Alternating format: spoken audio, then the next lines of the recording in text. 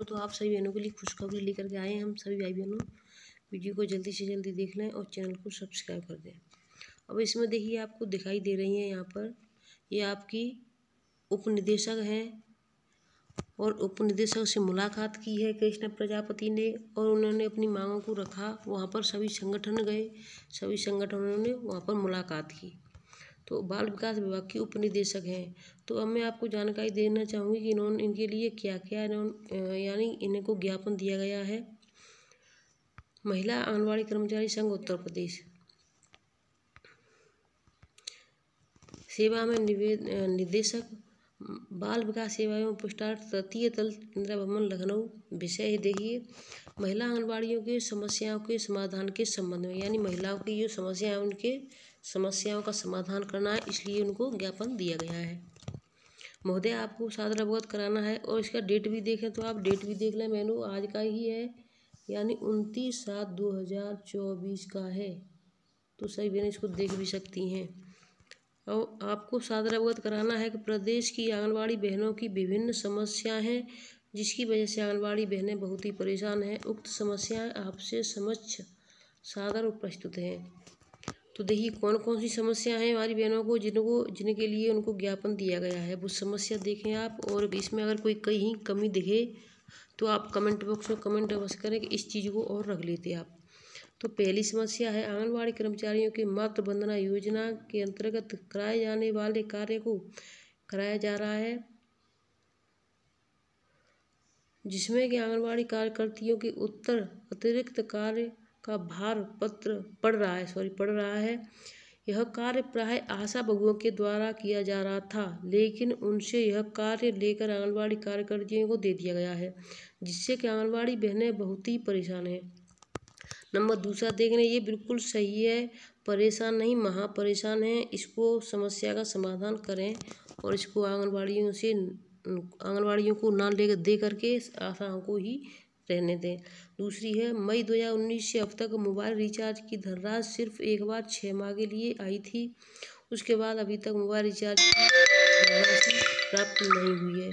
तो ये बिल्कुल सही है बहनों। और तीसरी है आंगनबाड़ी कार्यकर्तियों के पास लगभग 1 से 3 केंद्रों चार्ज है।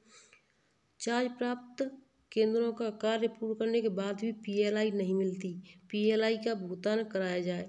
तो देखिए वहाँ पर यानी अभी 3-3 4-4 केंद्रों की बात छोड़ो, जिनके पास खुद का केंद्र है वो पूरा कार्य कर रहे हैं उनका भी नहीं आ रहा है। और एक जिले में तो आंगनबाड़ी बहनों का PLI तो क्या मानदेय भी 6 महीने से रुका हुआ है।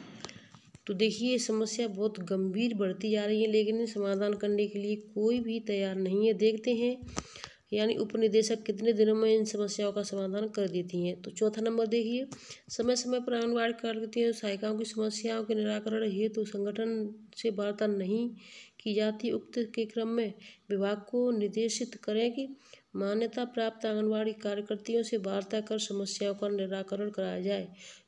और 5वां नंबर है मोबाइल पर लगातार आंगनबाड़ी कार्यकर्ताओं द्वारा कार्य करने के बाद भी रजिस्टर वर्क भी कराया जा रहा है। भारत सरकार के आदेश क्रम के राजस्थान में रजिस्टर वर्क को समाप्त कर दिया गया है। तो देखिए यूपी में समाप्त नहीं किया गया है, लेकिन ये भारत सरकार के आदेश निकल चुके हैं। तो भारत सरकार के आदेश जब पोषण टैग भारत सरकार का है, सभी चीज़ें भारत सरकार की मानी जा रही, तो इस चीज़ को ये सरकार क्यों नहीं मान रही कि रजिस्टरों को भी बंद करा दे, क्योंकि ये आदेश भारत सरकार का है और ये निकल चुका है।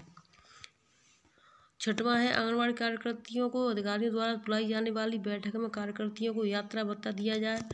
अतः आपसे अनुरोध है कि आंगनबाड़ी बहनों की उपरोक्त समस्याओं को देखते हुए समाधान कराने की कृपा करें, जिससे कि आंगनबाड़ी बहनों का मनोबल बना रहे एवं अपने विभागीय कार्य की ओर उत्साहित भाव से करती रहें। गिरीश कुमार पांडे अध्यक्ष। तो बहनों ये देखिए एक और मैं आपको दूसरा भी दिखाऊंगी, दूसरा जो ज्ञापन दिया है वो देखें आप, ये भी 29/7 का ही है।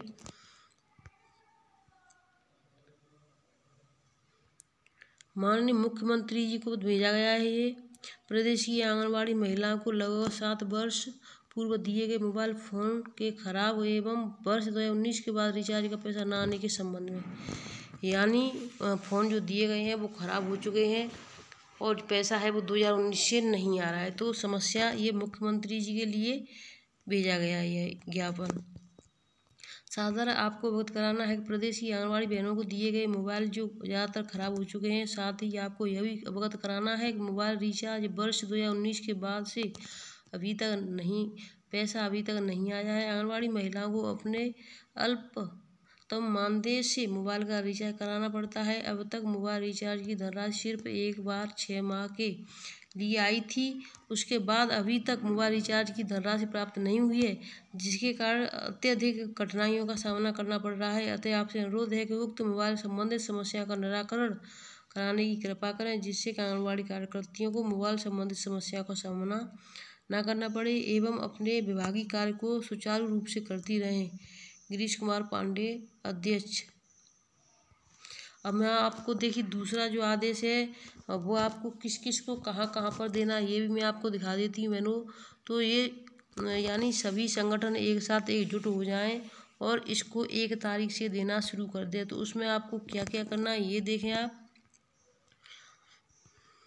All India anganwadi employees federation, तो देखिए आपको इसका स्क्रीनशॉट निकलवा लेना है और इस पर सिर्फ अपने ज़िले के और अपने जो भी जिलाध्यक्ष हैं वो अपनी साइन करके अपने अपने विधायक को देंगी सभी जिलों में।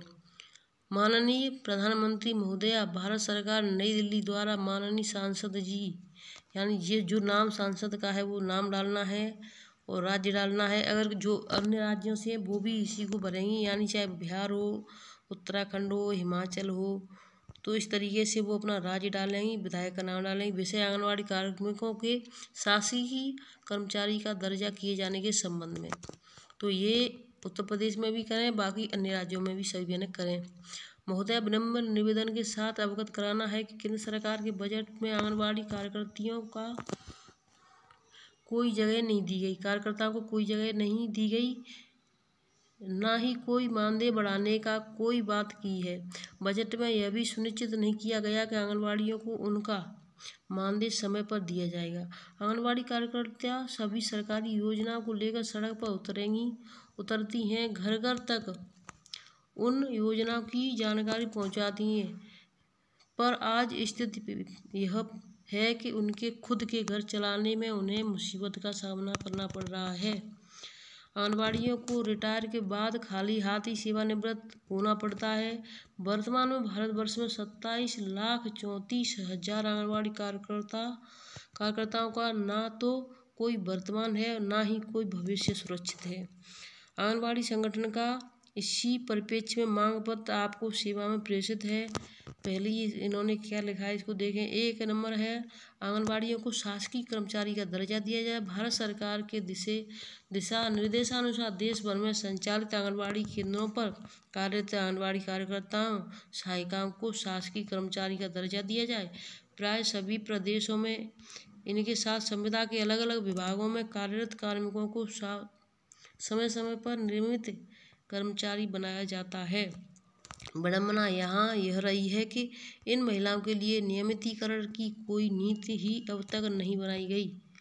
अतः स्थायी कर्मचारी बनाए जाने हेतु विकल्पों को तलाशकर शासकीय कर्मचारी बनाए जाना न्याय संगत होगा। तो देखिए बिल्कुल सही है। और दूसरी क्या रखी है इन्होंने आंगनबाड़ी कार्मिकों को सेवानिवृत्त पर 10 लाख रुपए की आर्थिक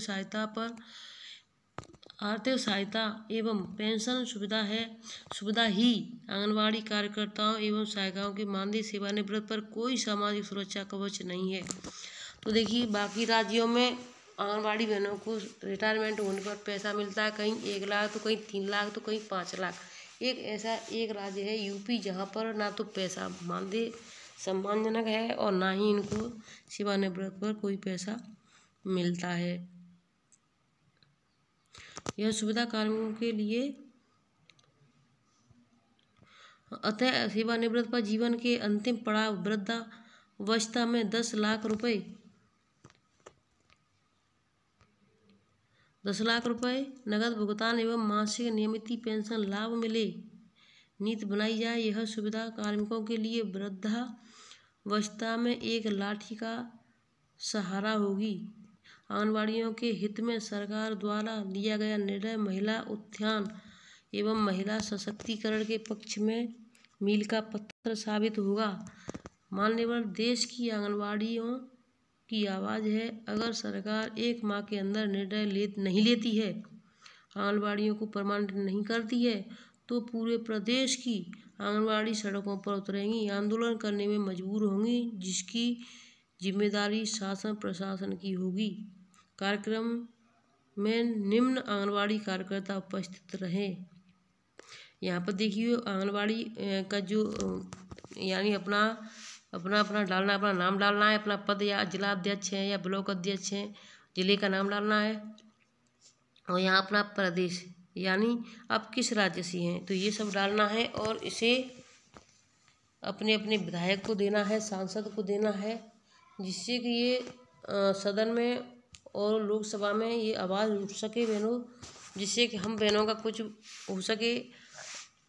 महंगाई के दौर में ना तो हम अच्छे से बच्चों को पढ़ा पा रहे हैं, ना अच्छे से कुछ खा पाते हैं, ना कुछ कर पाते हैं। आप सभी बहनें जानती हैं 6,000 रुपये में कुछ नहीं होता है, फिर भी सरकार इन बहनों को नहीं। अब देखिए, अब जिनको पता है कि बहनें यानी आंगनबाड़ी है जो रीढ़ की हड्डी है, एकदम से अगर रीढ़ की हड्डी टूटी तो सभी कुछ ख़त्म, इसलिए उनको हर चीज़ से जोड़ा जाता है, चाहे वो पोलियो हो, चाहे वो स्वास्थ्य विभाग का कुछ दस्तक अभियान हो, या फिर कोई और अभियान हो, कुछ भी घर घर यानी प्रचार प्रसार कराना हो, हर चीज़ के लिए आंगनबाड़ी को जोड़ा जाता है। अब जो कार्य आशाओं का था उसको भी ला करके आंगनबाड़ियों को दे दिया गया, इसको भी यही करेंगी। वजन का काम आंगनबाड़ियों का है, इसे पूछकर आशा अपने ई कवच पर भरेंगी, चाहे कुछ भी ले लो, लेकिन पैसे के नाम पर, मानदेय के नाम पर, या फिर आप देख लो उसके रिचार्ज के नाम पर सरकार कुछ नहीं बोलती है। 2018 में जो 1,500 रुपये बढ़ाया था, अगर इस बार भी इस बजट में कम से कम ज़्यादा नहीं तो 2 से 3 हज़ार भी बढ़ा देते तब भी कुछ होता, फिर उसके बाद राज्य को देख लेते, लेकिन 1 पैसा नहीं बढ़ाया। ये दोनों ही सरकार एक डिब्बे की, वो कहते हैं ना, एक डबल इंजन की सरकार चल रही है। तो बहनों, अब हम ज़्यादा से ज़्यादा इसमें कुछ नहीं बोल सकते, आप सभी समझदार हैं, आप ऐसा करें हमने जो बताया है। और हम आपसे सुबह की वीडियो में फिर मिलेंगे आपसे नई जानकारी के साथ। आंगनबाड़ी कर्मचारी सहायिका एवं शिशु ने भरी हुंकार, तो इसको भी हम आपको दिखाएंगे, और भी आदेश आ चुके हैं उनको दिखाएंगे। तो वीडियो को ज़्यादा से ज़्यादा शेयर करें। जिन भाई बहनों ने कल की वीडियो नहीं देखी है वो सोच रहे हैं कि 4 दिन की छुट्टी है, बहनों 4 दिन की छुट्टी नहीं है। 4 दिन की छुट्टी में के चक्कर में आप घर मत बैठ जाना, नहीं तो आपके लिए दिक्कत हो जाएगी। उस वीडियो को ज़्यादा से ज़्यादा शेयर कर देना। धन्यवाद।